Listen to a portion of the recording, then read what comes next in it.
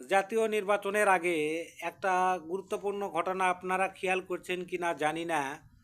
এই যে বড় দুটো দল যারা নির্বাচনে অংশগ্রহণ করবে, বিএনপি এবং জামাত ইসলামী ঐক্যজোট, তাদের সাথে বাংলাদেশে যেসব স্বনামধন্য যারা ব্যবসা প্রতিষ্ঠানের মালিক তারা সহ গণমাধ্যম যেসব ব্যক্তিবর্গ রয়েছেন, যেমন টিভি চ্যানেল, সংবাদ মাধ্যম, তাদের যে প্রধান ব্যক্তিবর্গ তারাও কিন্তু এই উভয় দলের নেতা কর্মীদের সাথে তারা ঘন ঘন দেখা সাক্ষাৎ করছেন এবং যোগাযোগ রাখছেন।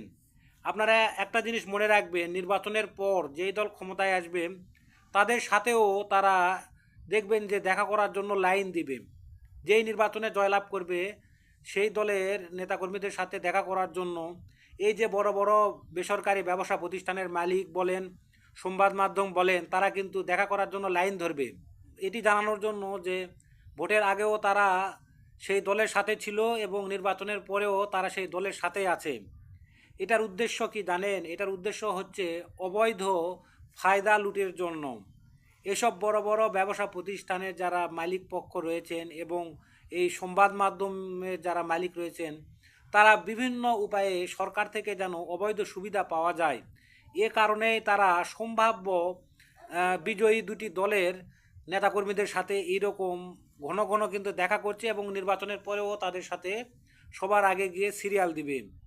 এই হলো বাংলাদেশের রাজনীতি, এই হলো বাংলাদেশের প্রেক্ষাপট।